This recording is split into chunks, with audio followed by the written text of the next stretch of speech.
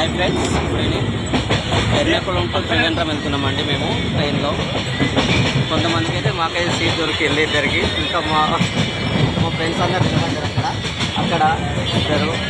ఇంకొక అతను ఇక్కడ కూర్చున్నాడండి. ఇంకో ఇద్దరు ఇక్కడ కూర్చున్నారు. అక్కడ ఒక అతను కూర్చుంటారు వెంకటేష్. ఇంకా నాకు ముగ్గురికి సీట్లు దొరకలేదు.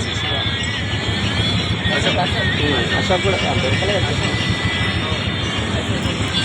ఏంటంటే ఇక్కడ కేరళలో వర్షం కారణంగా చాలా ఇబ్బంది పడుతున్నామండి. వర్షం ఒక 3 days నుంచి కంటిన్యూ పడుతుంది. దానివల్ల మేము ఇబ్బంది పడుతున్నాం.